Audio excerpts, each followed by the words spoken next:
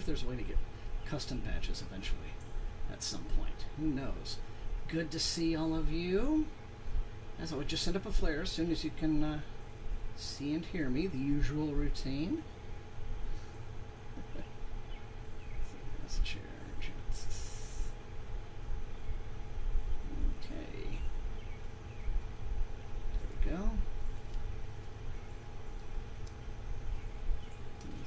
There's always as I usually say, a very brief lag.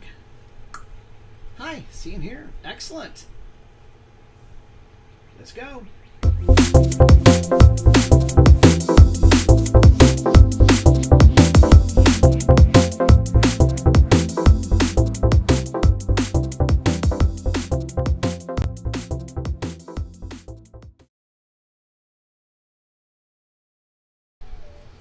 Well, okay, Killswitch is here. Jackie's here. Hey, everybody. Well, I hope everyone's week has been very good. This has been a very trying week for the country. You know, I'm not here to get political, as the saying goes, but we all live in this world. And so I know that things are very stressful. Any of my viewers or folks out there, living in any of these areas that are being affected by current events, do stay safe. I know that things are mostly safe, but I know that the good guys know how to behave, right? But in the event that any of this has been just upsetting or traumatizing, well, as I've said before, I love having these streams on Thursday nights as a very calming, couple of hours to get away, to just have peace and hang out with friends and a good book. And so we are back on Thursday night, and it's great to be with all of you, all my wonderful regulars. K9's here. Karen and Kitchen Witch, how are you doing? Kitchen Witch is reading Dual Memory by Sue Burke. Very good choice. Karen's into Shroud. Very cool. Yeah. Everybody let me know what you guys are reading tonight. I'm still on third. I always do this. I always start by going, blip, and then I go, blip. Still reading When the Wolf Comes Home. I know, not all of you are horror people, but this one is a ton of fun. And it goes places you don't actually expect. So, anyway. Okay, hang on. Let me check. Sound. Let me, thank you for the heads up there. Sound. Input. Okay.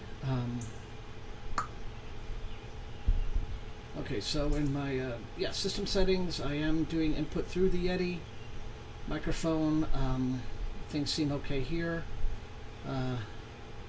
Just let me know if you can. You should be able to hear me with the usual clarity, I think. I haven't. Here we are. Little red button. Is that the?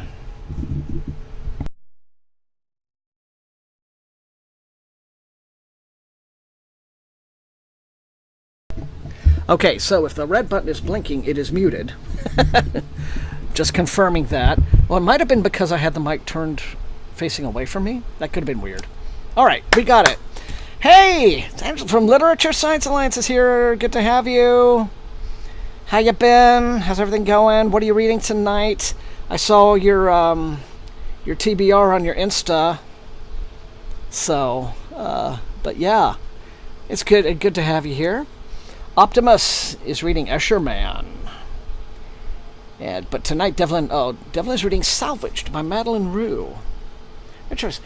No, I'm sorry. I'm thinking of someone else. A different, similar kind of science fiction novel. I was like, I read that, but wait, no, I didn't. I have Salvaged, and that's one on my catch-up list. But anyway, Books Teen Owls is here, reading Cold Eternity. Okay, so we got some folks reading creepy stuff tonight, not just me. That's cool. So earlier this week, you'll see it's a little on the overcast side here, although if you go that way, evening clouds and sunset clouds are letting the sun kind of shine through. It has been very stormy, massive, sheets of rain earlier this week. Forecast said it was going to continue all the week. Thankfully, that didn't happen, but it's still kind of wet and, it's very humid and gross out here right now, and I am doused in mosquito repellent because they are on the warpath tonight. Okay, let's get a bit more. Okay. Oh, reading Dragonbone Chair. Or pivot to contemporary romance. Well, very nice. Oh, there's a classic. Ted Williams. Ted's a very nice guy. I remember I was like a young sprog, right? Guy, like very early, in my fandom. But my parents let me go to one of my earliest World Cons, which was exciting. And Tad had just released Tail Chaser's Song. Had not yet released Dragonbone Chair, hadn't started Memory, Sorrow, and Thorn yet. But I met him there and got him to sign my copy of the book, and then we chatted for a while. Like I said, I was like this, was just a kid basically, but very nice guy. And but at the same time, had a feeling of great optimism about his career. He was convinced that Dragonbone Chair would be a hit. I don't even know if he had the title for it at that time, and he turned out to be right. So I do like Ted. Anyway, let's see. That one is. So let me looking like okay. Well, everybody be safe in the rain. K9. Well, just woke up from. Well, that's fine. You just take your time. I am no good when I'm just waking up from naps. Trying to Dublin. Salvaged. Okay. All right, everyone. Well then, as always, wonderful to have you.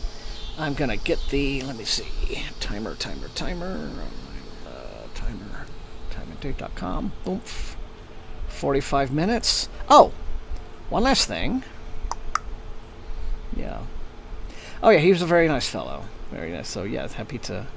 And another nice guy was Sterling Lanier, who I got to meet before. He had passed away. Also, one of you last week asked about, are there going to be any more mini mailbags on the stream? Because I've been mostly just posting things to Instagram, and the answer to that is yes.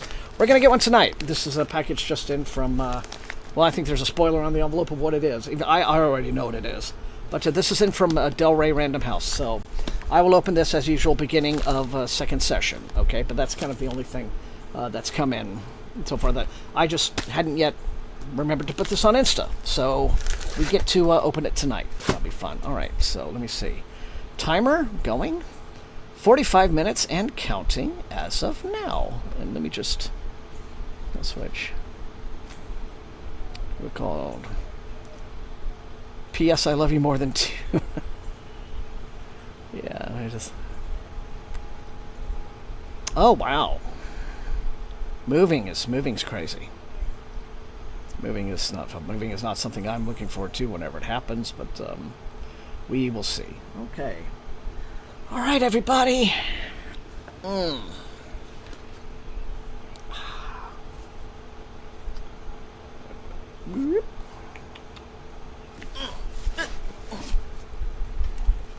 The reason I have been getting back to receiving more physical mail, print ARCs, which had kind of dried up lately, since COVID, right? I used to get them all the time. Mainly is due to NetGalley. I don't know if I've mentioned this, but NetGalley maybe got wise to what some folks were doing. I don't know, or maybe they just decided to try something new, or maybe they just wanted to tie people into their ecosystem a little more. But they switched from their usual DRM-protected EPUBs to a completely different format for eArcs, which requires you either to use their browser-based reader on their website or some other kind of compatible reader. All right? Which a lot of folks felt was really cool, especially Kobo users. Now, they did make an arrangement with Kobo to now apparently they're doing, they're Kobo-friendly, format for those users. But, I kind of like doing my thing, right? And using what I like to use. So I made the decision that I just can no longer use NetGalley. I can still get eArcs through other services. There's one called Edelweiss. So I've been having to email publicists and say I'm going to need a paper ARC and all of this, and I send emails out to everyone. So Tor is now sending me, as you've seen, a lot more physical ARCs, and I guess now other publishers are too. Saga, Del Rey. So it's back to getting books in the mail. So you know, just like the old days. Or is still reading Authority by Jeff Vandermeer. Ooh. Oh, Devlin, I hope that you are not part of the house clearing there. But either way, though, you know, I hope it's a good move overall. And a very positive change for you. So, okay. We are going.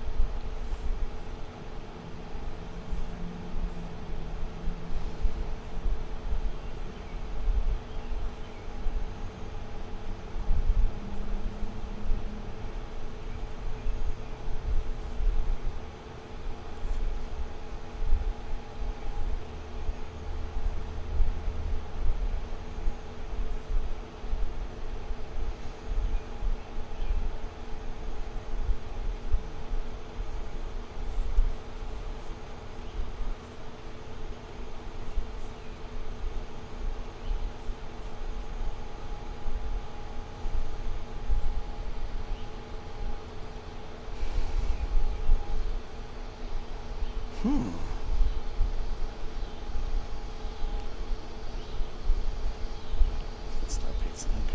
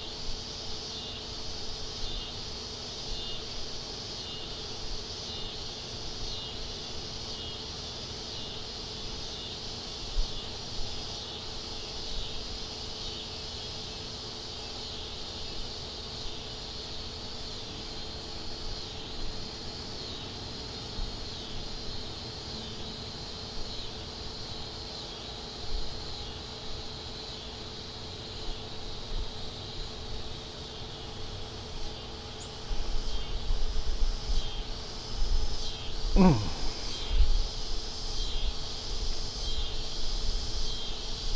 okay, K9. I don't know. Roll a d6 or something? Interesting choice. 2 classics and a new one, so... Maybe just go with your mood? That can't hurt.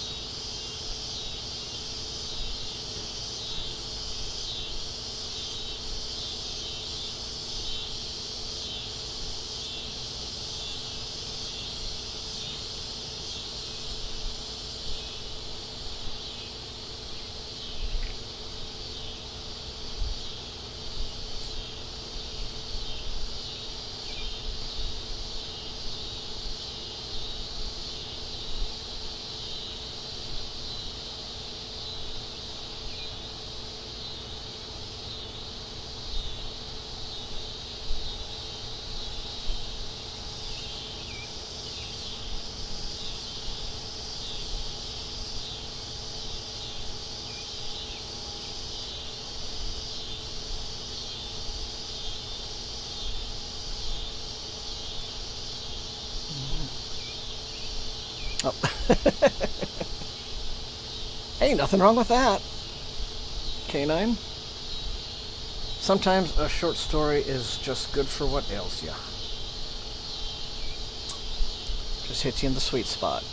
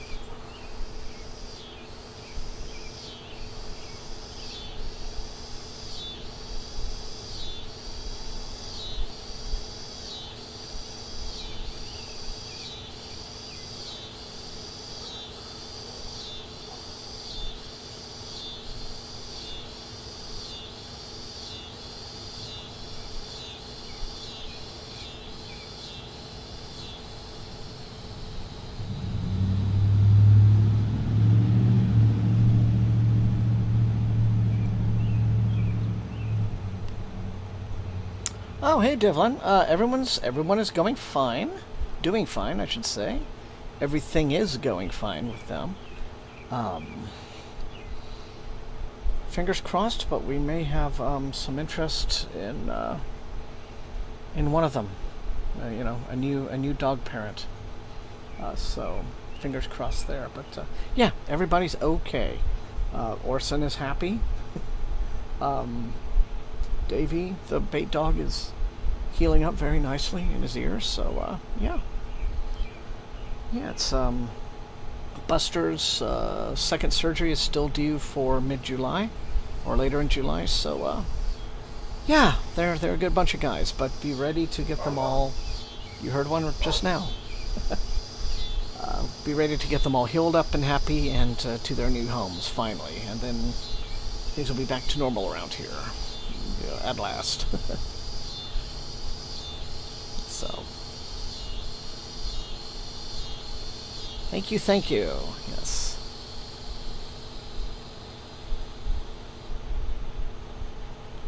Ooh. Very cool. Old cemeteries. Love them.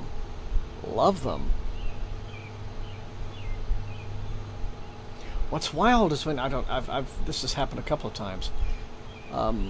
You will be maybe, for example, in a rural area like this one kind of is or close to, and you will find just like random headstones in the woods or something, which is like something out of a scary story, you would think, but it just, people will settle in a place, and then the settlement will either move or be abandoned or lost, and then whatever houses or homes were there, just go back to nature and everything. But the people, that they buried at the time, those headstones will still be there. There was actually one near my duplex in Austin, when I was still living in Austin. There was like a park, and then a nature trail off the park, and then just for some reason, in the midst of this nature trail, there was a grave, and they just, I guess, left it there. Put one of those metal grates over the whole thing. But it was just kind of there in the woods, next to this nature trail in South Austin. So, yeah, just cool random discoveries like that you can make. So, oh, that's neat, Kill Switch.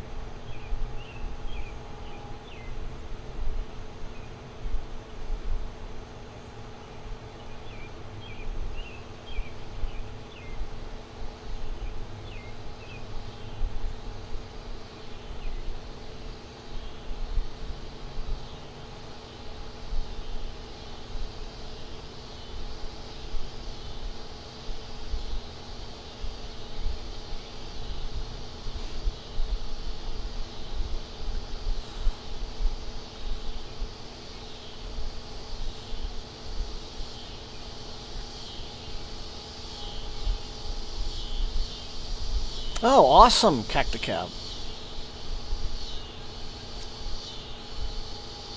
Thanks for joining tonight.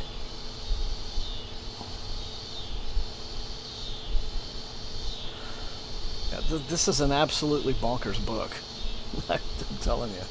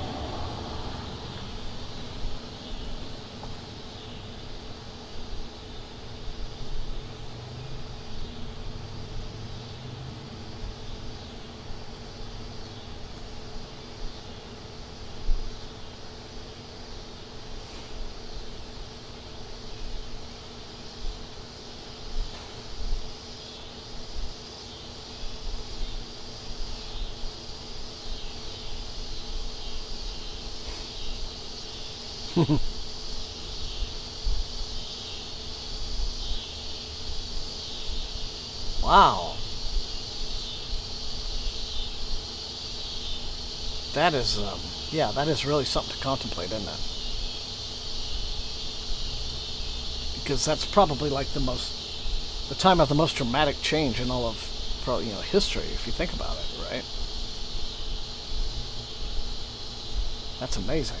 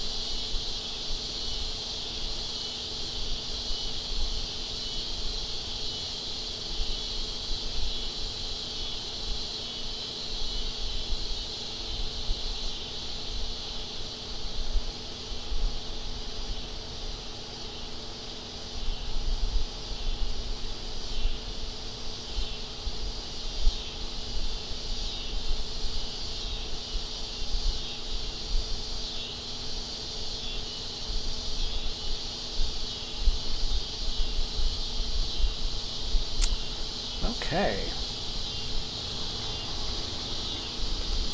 Alright everybody, that is session 1 over and done with. First 45 minutes. We are once again light on trains tonight, aren't we? Cicadas are very loud though, good lord. But anyway, alright. You know the drill, see you guys in 5.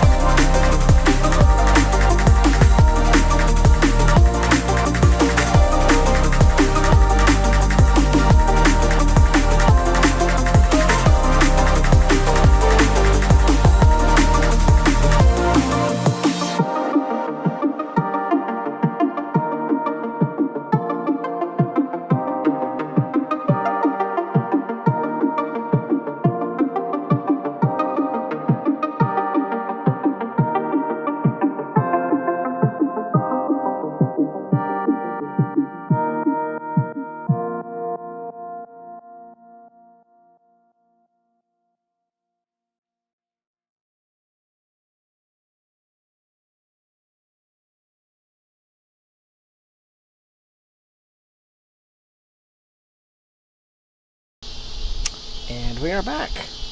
Still with lots of cicadas. Alright.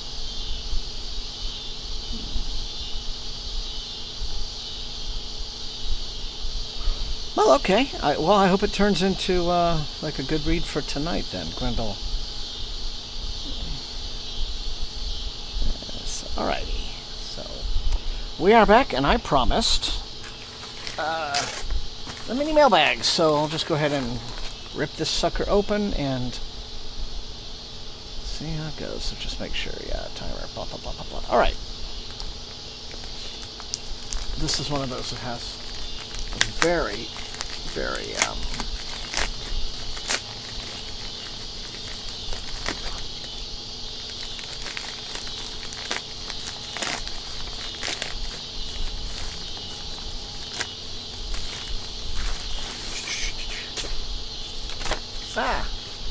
what is that?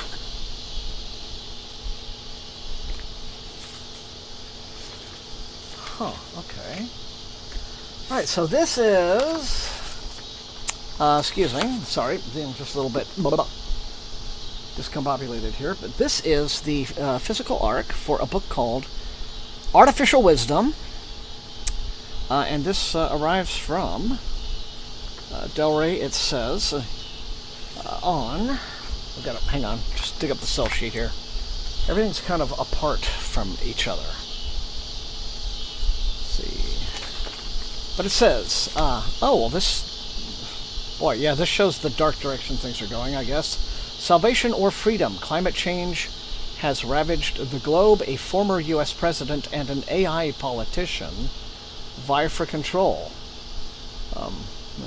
And a journalist uncovers a nefarious plot that could upend the world or save it. Okay, so, let's see, this arrives, what does it say? There's a September 2nd from Del Rey. Okay. And there's, well, this isn't actually really a cell sheet.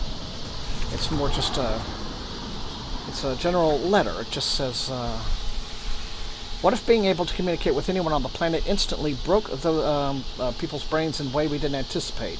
Ways that made it easy to sway our opinion, ways that now make it harder, not easier, to even agree on the greatest challenges of our time, let alone solve them.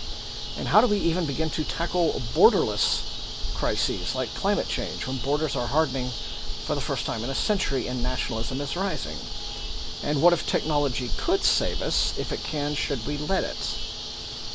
Okay, so here we go. Artificial Wisdom is a near-future thriller wrapped around a murder mystery, but at its core, it's about a choice. If the only way to survive means giving up some or even all of our freedom, would we take it? If an AI truly could save us, should we let it? That's okay. Interesting. No, I tend to go with Ben Franklin, right? People willing to give up a little bit of liberty for a little bit of security probably don't deserve either. But still, though, interesting concept, especially from Del Rey. Del Rey doesn't really do near-future fiction, science fiction anymore, so maybe this is just them trying to keep their toe in. But it does sound like a potentially very interesting topic. And so I don't know that Thomas R. Weaver. Don't really know this author, but we will see. But this, September 2nd from Del Rey, and well, I guess the thing with thrillers and mysteries is the whole thing of, I guess, can you outguess them? And, does the payoff end up being worth it or not, right? Anyway, I guess so, consistent with the theme of the book, there's this little card here, I guess having to do with the story. It says, candidates for protector of the nation states. So I guess we no longer have United States anymore. President Lawrence G. Lockwood, a vote for humanity. The 49th President of the United States, nominated by Japan. Governor Solomon, a vote for decisive action. The first political artelect, current governor of the floating states, nominated by Sweden. And there are actual websites that are probably, they've probably set up little mini websites for the book. There's Lockwood2050.com, Solomon2050.com, and Vote2050.com. Results will be emailed to all participants after the polls close and votes are tabulated. I guess you can actually vote on these guys. So, this came out 2023. Yeah, well, who knows? Maybe this did. Maybe this started out as a,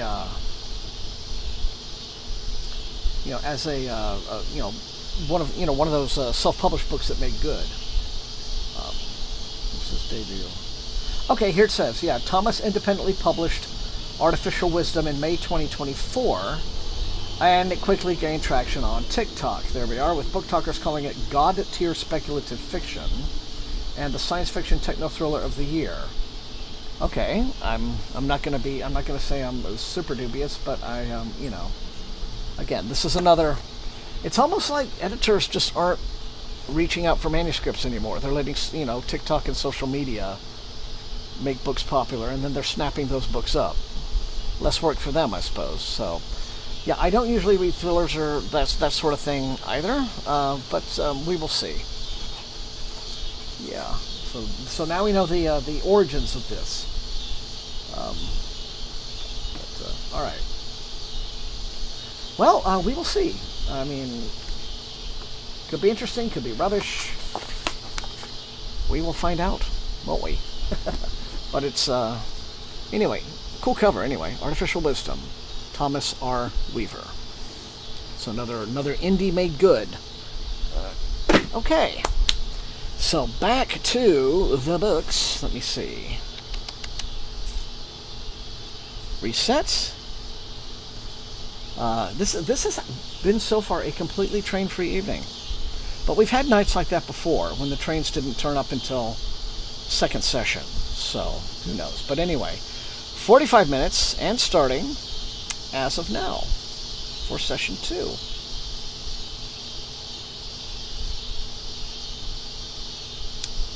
Yeah. Maybe I'll go and peek at some of those websites a little later on also. To see what they're all about. Ugh.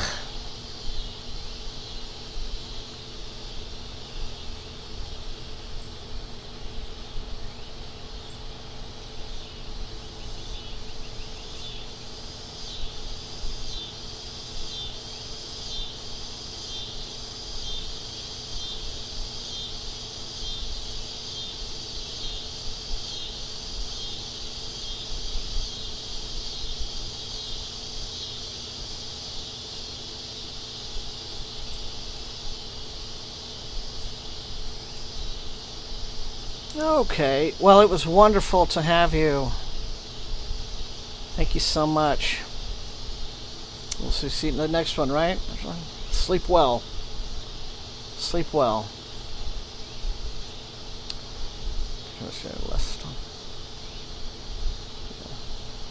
I mean, possibly. I think if you're talking about traditional publishers taking over and picking up independent books, they do their own editions of those independent books, and sometimes those books get revised, with the new publisher's editorial guidelines. I know that is happening to There Is No Anti-Memetics Division, which is coming out in November. The author of that one, who, remember I told you I was reading that one night and was enjoying it, but the author of that one dug up his own website and says, yeah, it's almost totally revised from the self-published version, but in his opinion, he's proud of it. Says it's a great improvement, flows more naturally, which I can see. So we'll see. It'll be interesting to get maybe the original version and compare and contrast, like with Artificial Wisdom. We don't know if there's been any major revision before the Del Rey version comes out. So who can say?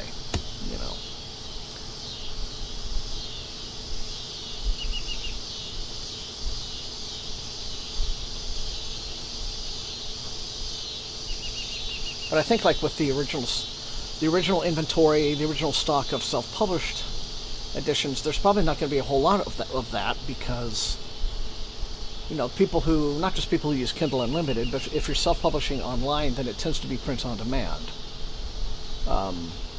For people who want to buy the physical edition, so.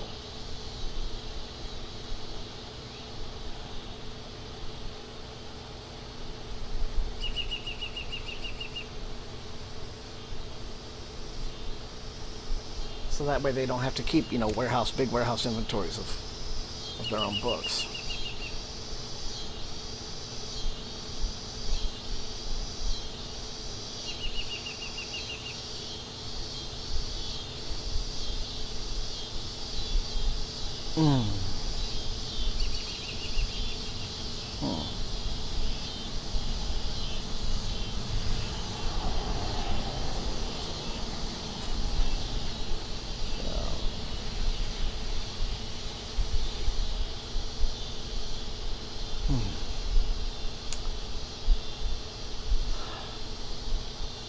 I know that readers are.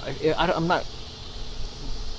Forgive me if I'm like misunderstanding you, Canine. But if you're talking about like perhaps the, the intrusion of AI into the publishing sphere and probably into like areas where it shouldn't go, like editing and or even the writing, the rewriting. Yeah, I would hope not to see that. And I know, just vast majority of readers utterly reject that idea. I think, just readers that I haven't seen anyone in the reading community who's like, yeah, I can't wait to read an AI produced book. Yeah, why would you want to read something just chugged out by a computer? As the saying goes, right? Why would I bother to read a book that no one could be bothered to write? So I would hope that wouldn't happen, and that there'll still be, that the human element will never go away, right? We have human written books by human editors, edited, I just can't see any other, reality being acceptable, personally, yeah. Do I think that indies and scammers are going to be flooding,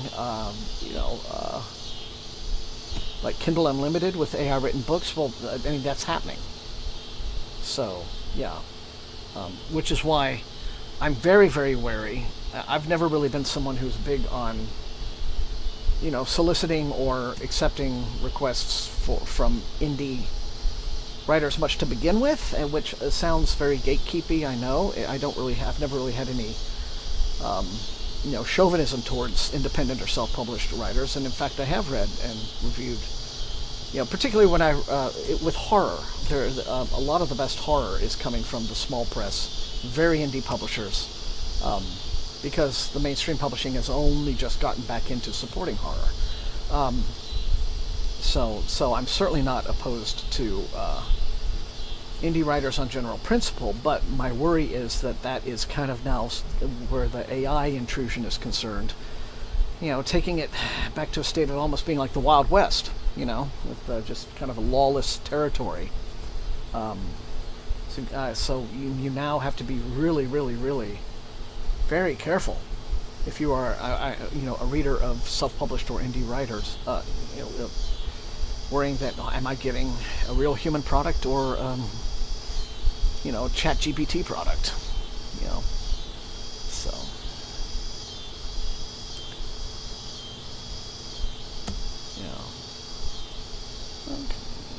okay, Darcy Coates. Yeah, she's everywhere, right? I still have not read any of her stuff. I think Rachel from Shades of Orange has read several of hers. I know she's a person. I'm pretty sure she's a person.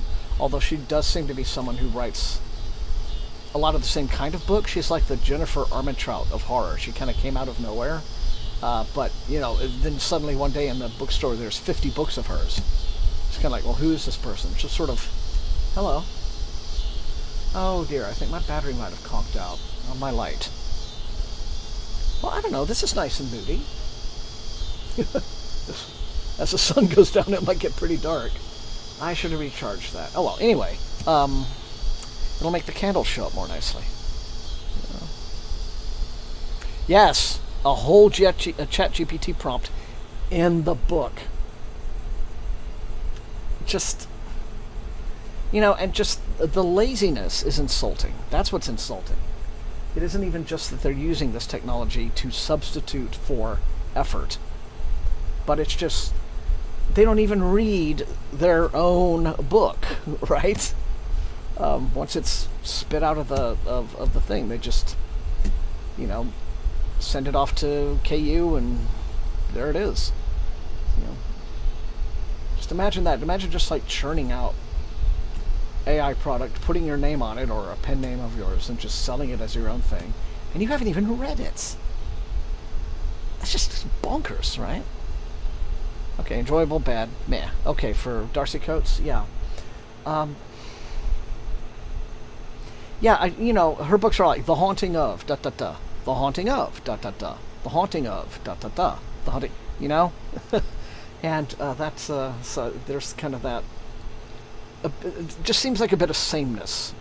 She seems like someone who's hit on a formula for churning out a book really quickly. I don't know, and I haven't heard. I mean, she's been around long enough that I don't think, you know, she's a bit before. You would have been immediate, like if somebody had popped up like that now, right? You would immediately be suspicious that this was a fake person, that these were AI generated books. Darcy Coates has been on the shelves now for 5-6 years or so, I think, maybe longer than that, maybe. But you know.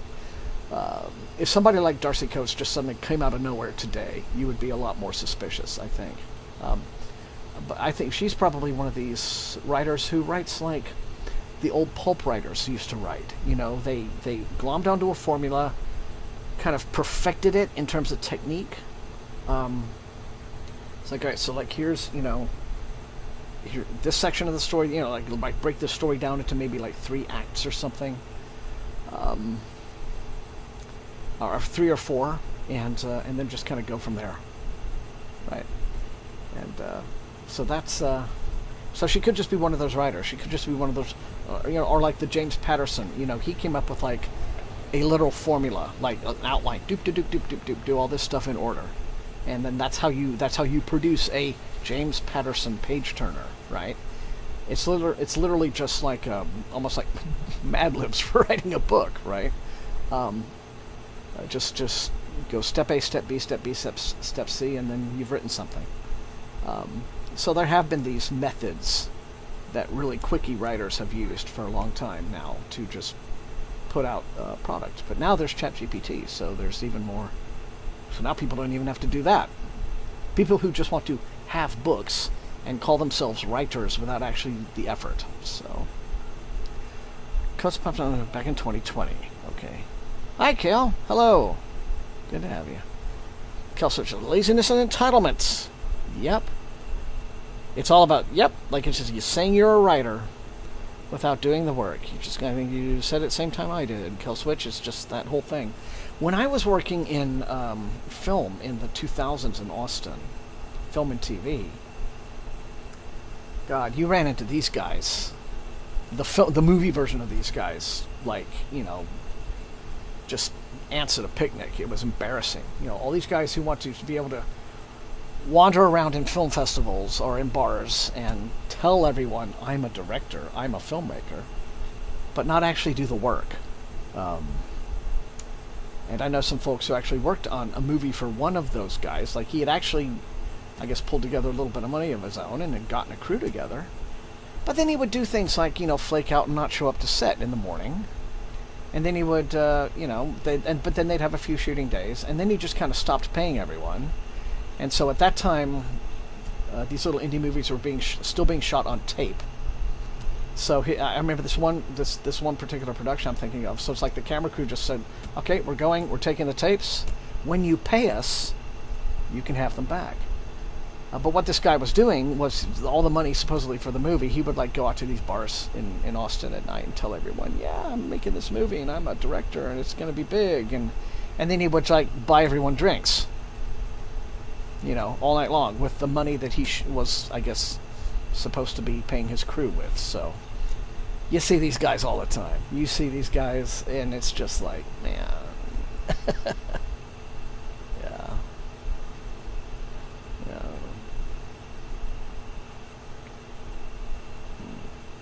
Okay, sorry about that. Just kind of yammering on, but we'll get back to it, back to the reading.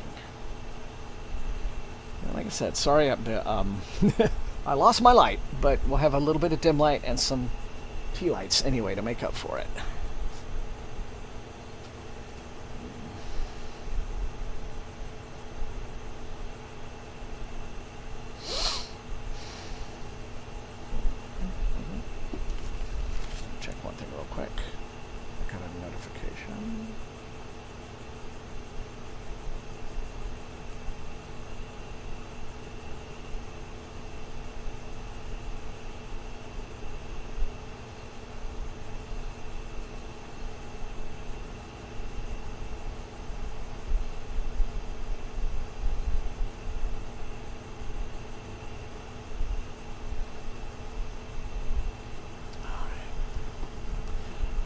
Darcy Coast, a thriller. Well, yeah, if you do, Aura, by all means, let us know what you think of it. Be fascinated.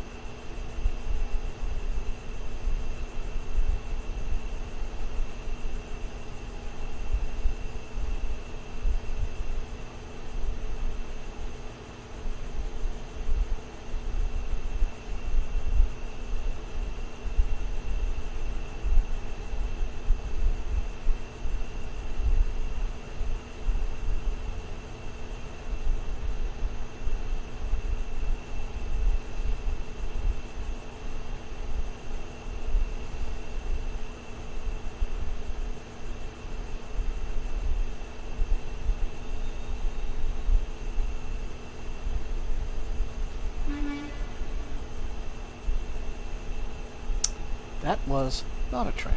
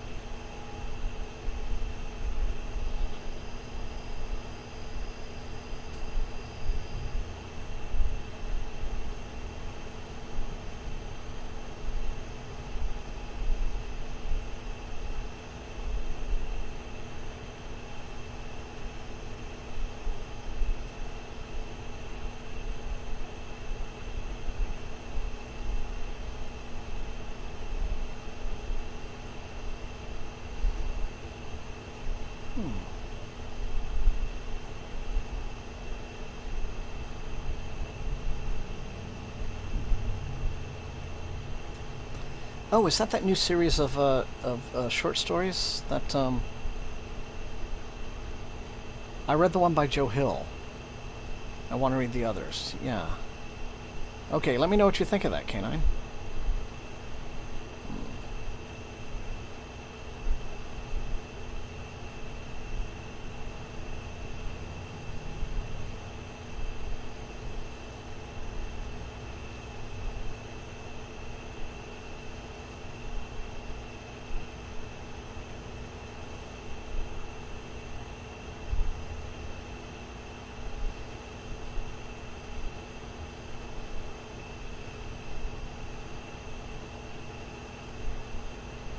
Shivers collection. Okay.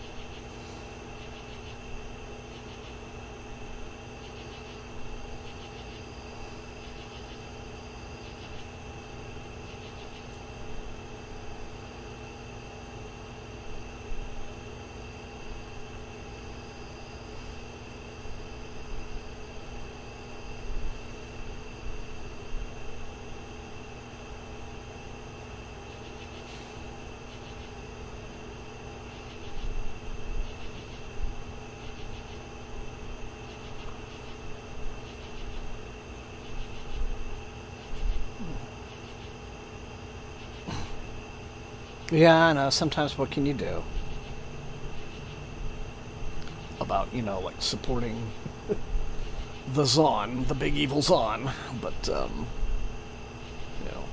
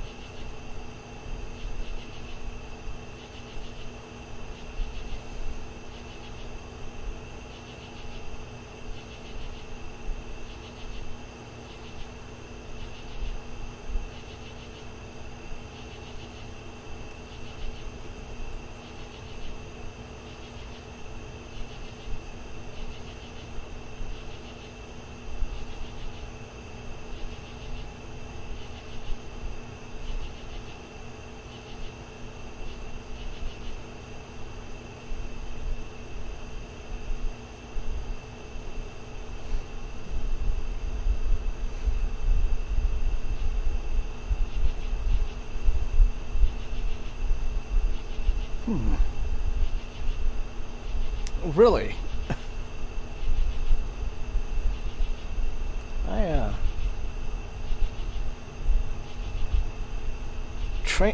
Training wheels for electric scooters. I didn't even know that they made those. Oh. You'll get the hang of it in no time, nerd. You'll do fine. Hello, Susie. For a quiet night tonight. But glad to have you join.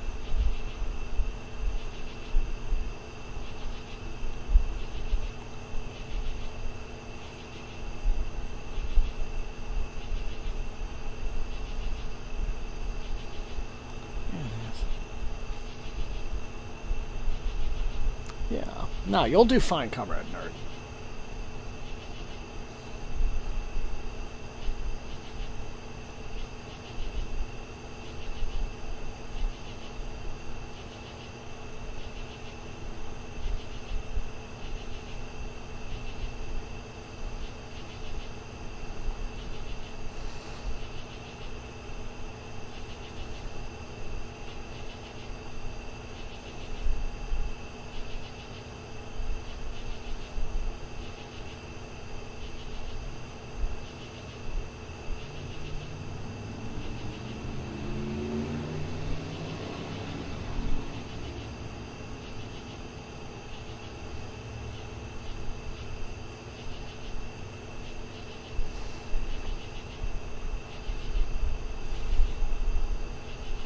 Oh, good.